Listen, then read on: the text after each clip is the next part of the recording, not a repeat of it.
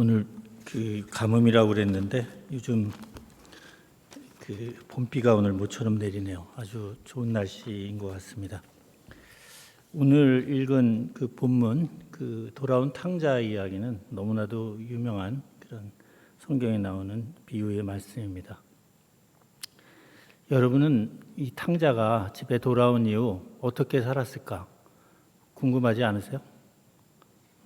저는 이 탕자가 완전히 이제 새로운 모습으로, 새로운 마음으로 그렇게 살았을까 궁금해집니다. 근데 사실 탕자가 집에는 돌아왔지만 이 탕자의 본래의 모습은 놀기 좋아하고 게으른 사람이었어요. 그렇기 때문에 아버지의 재산을 먼저 유산을 받아서 먼 나라로 가서 허랑방탕하게 살다가 결국은 돈 다 떨어지고 결국은 집으로 돌아온 것이거든요. 사람은 좀처럼 변하지 않습니다. 여러분 자신을 돌아봐도 알 거예요. 제가 생각할 때 아마 이 탕자는 또다시 집에서 게으름을 피우고 놀기를 좋아했을지 모릅니다. 그러다가 돈이 좀 생겨서 또다시 가출을 했을지도 몰라요.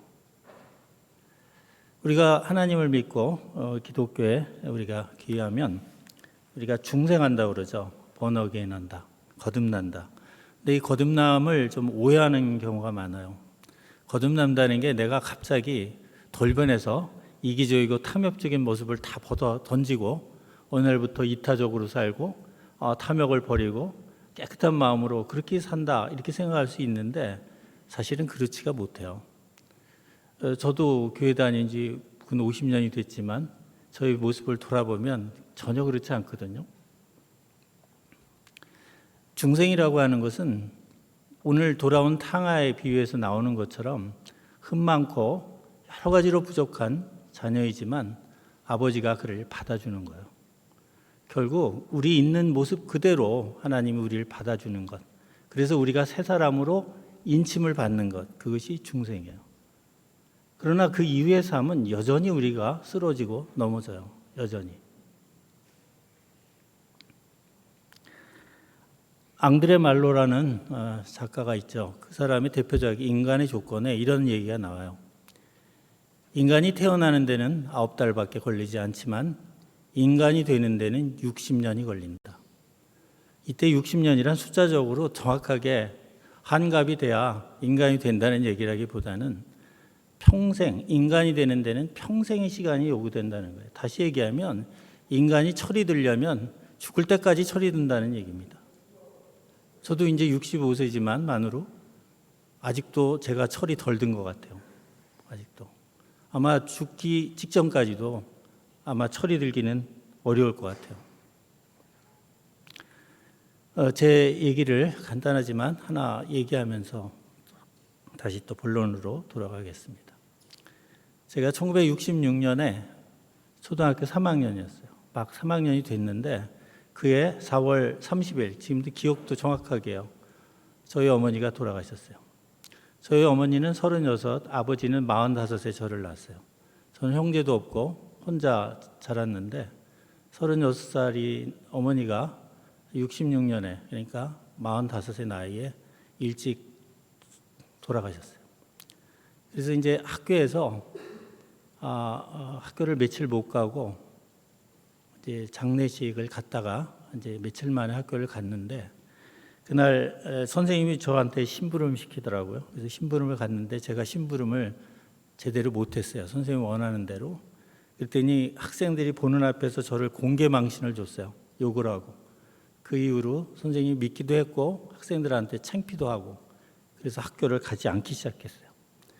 그래서 얼마를 안 갔냐? 계속 안 갔어요.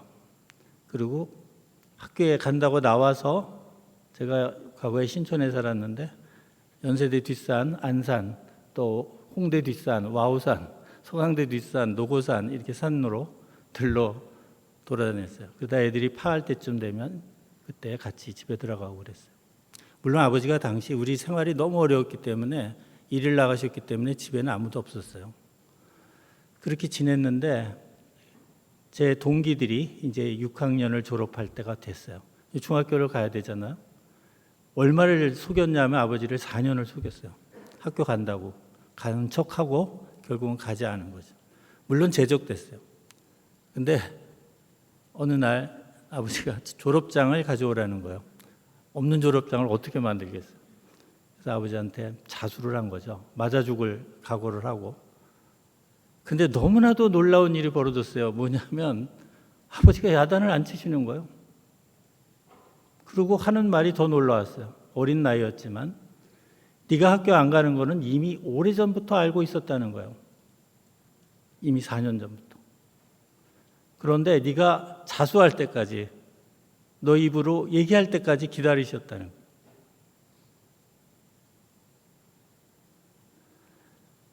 제가 죽을 줄 알았는데 죽지 않고 생명을 얻었죠. 더더욱 놀라운 거는 그날부터 아버지가 발로 뛰어다니면서 저희 학교를 다시 넣어주려고 노력을 하셨어요. 그래서 그 당시에 초등학교에는 국민학교죠. 고등국민학교라는 게 있었어요.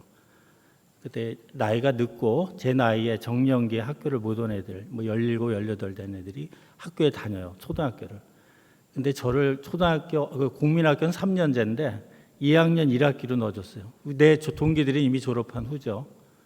저는 3학년, 4학년, 5학년, 6학년치 공부를 안 했기 때문에 2학년 1학기 때 혼자 독학으로 3, 4, 5, 6학년 국산사자라고 하죠. 국산사자만 열심히 공부했어요. 그래서 고등국민학교 2학년 1학기 때 1등을 했어요. 그래서 그 덕택에 초등학교 제 후배들, 1년 후배들과 같이 합류할 수 있었어요. 6학년 2학기로. 그래서 정식 초등학교로 들어갔죠. 그래서 이제 다시 학교에 정식 학교를 다니면서 공부를 하기 시작했어요. 제가 학교를 안 다니고 일명 세칭 말하는 땡땡이를 치면서 느낀 게 뭐였냐면 제일 부러운 게 책가방을 들고 학교 가는 애들이었어요. 학생들이 공부하러 가는 게 그렇게 부러웠어요. 그러나 여러 가지로 무섭고 아버지한테 자수했다간 혼날 것 같고 또 학교에 들어가기 당시 이제 어머니도 안 계시고 집안에 저를 뒷받침할 사람이 아무도 없었기 때문에 너무 힘들었어요. 학교를 돌아가는 것도 힘들었고 그러나 하여간 공부하고 싶은 마음은 굴뚝 같았어요. 그러나 못했죠. 그런데 아버지가 어떻게 어려운 가운데서 힘을 써주셔서 초등학교로 이제 복교를 하고 학교를 다니기 시작했고 이후에는 단 한 번도 결석을 한 적이 없어요.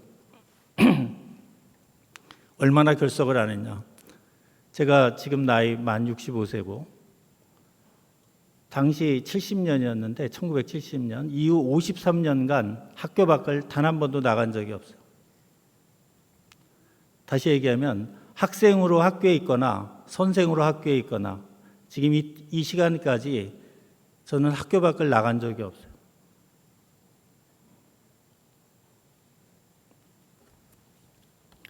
저는 물론 공부하다 보면 지치기도 하고 하기 싫을 때도 있고 그렇지만 무엇을 생각했냐? 아버지를 생각했어요. 그 어려운 와중에도 거의 하루 벌어서 하루 먹는 끼니 때우기도 힘든 상황에서 저를 다시 학교에 보내신 아버지의 마음을 생각했고 그 은혜를 생각해서 차마 학교 밖을 나갈 수 없었어요. 우리 신앙생활도 바로 이와 같다고 생각합니다. 여러분이 살면서 느끼는 좌절, 실패, 죄책감 이것이 깊으면 깊을수록 여러분을 치유하신 하나님의 손길은 깊어져요. 은혜는 깊어져요. 여러분이 하나님으로부터 받는 그 은혜가 깊을수록 여러분은 절대 하나님의 울타리, 하나님의 품에서 벗어나지 않을 겁니다. 여러분 젊은 나이에 특히 유복한 가정에서 자란 학생들일수록 신앙이 사실 위태위태해요. 사실 신앙의 모습만 보일 뿐이지 그 깊이가 없어요.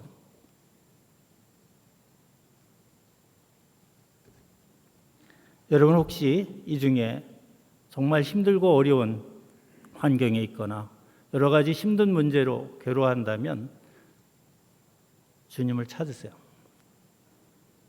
주님께서 여러분을 해결해 주실 것이고 또 여러분이 받는 그 은혜의 깊이만큼 여러분은 주님의 품 안에 안기게 될 겁니다. 우리가 주님의 품 안에 있어야 우리 인생의 가장 큰 적이 뭐예요? 사실 죽음이에요. 이 죽음의 문제를 평안히 맞이할 수 있어요. 그리고 죽음을 이길 수가 있어요. 그리고 우리는 주님의 품 안에서 완전체로 부활하게 되는 겁니다. 젊은 날, 난 왜 이렇게 신앙이 없지? 교회를 열심히 다니는데도 왜 신앙이 없지? 왜 믿음이 없지? 왜 나는 변하지 않지? 이런 거 걱정하지 마세요. 여러분이 있는 그 모습 그대로 여러분이 하나님의 울타리, 하나님의 품 안에 있다면 여러분은 다 구원받아요. 너무 강박적으로 자신을 성찰하지 말기 바랍니다. 신앙이라고 하는 것, 저는 왜 오늘 이런 설교를 하게 됐냐면, 제가 설교를 한다고 여러분이 변할까? 저도 안 바뀌는데. 바로 설교란 오늘 제가 증거한 말씀처럼 주님이 여러분이 생각하는 만큼 그렇게 심하게 굳고 엄한 그런 분이 아니시라는 거예요. 제가 경험한 하나님을 여러분에게 증거하는 겁니다. 오늘 돌아온 탕자의 비유에 나오는 아버지처럼 굉장히 온화하세요. 이 탕자가 아마 집을 또 나갔어도 또 한참 헤매고 다니다가 또 돌아와도 그 아버지는 여전히 또 그 아들을 받아줄 겁니다.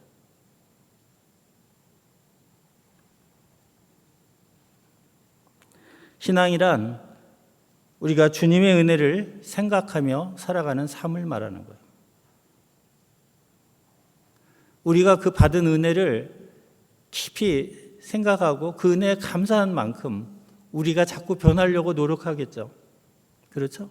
그때마다 보혜사 성령께서 저와 여러분을 도와주실 거예요. 조금씩 변할 거예요. 조금씩. 아주 천천히.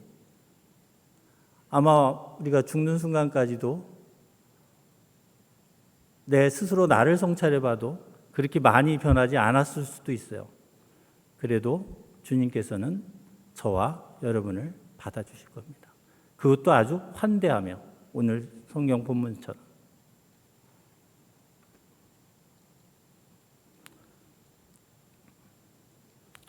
오늘의 말씀을 저는 읽을 때마다 저희 아버님이 떠올라요.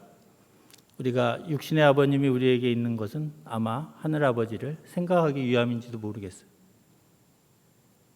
저는 아버지를 떠올릴 때마다 하늘아버지를 생각하게 되고, 또 오늘날까지 인생을 살아오면서 저에게 베푸신 하나님 아버지의 은혜를 생각합니다. 제가 그때 4년 동안 학교를 돌아가지 않고 방황했을 때, 그때 정말 공부하고 싶었고 그랬는데 그게 기회가 왔고, 그 기회 덕분에 오늘날 제가 이 자리까지 오게 된 거예요. 정말 보잘것없는 가문에서, 정말 제가 머리도 그렇게 과히 똑똑하지 않은 사람이 오늘날 대학 교수까지 됐고, 이 단에서 여러분에게 말씀을 증거할 수 있게 된 건 전적으로 하나님의 은혜예요. 여러분들도 저와 같이 나중에 이런 증거를 할 수 있기를 바랍니다. 자, 잠시 기도하겠습니다. 주님 감사합니다. 오늘도 모든 것이 부족한 저를 단위에 세우시고 주님의 은혜를 증언하게 하셨습니다. 이 자리에 함께 머리 숙이고 기도하는 아버지의 자녀들 모두에게 아버지의 온전하신 사랑이 가슴 깊이 전해질 수 있기를 간절히 소망합니다. 이 모든 말씀 우리 주 예수 그리스도의 이름으로 기도합니다. 아멘.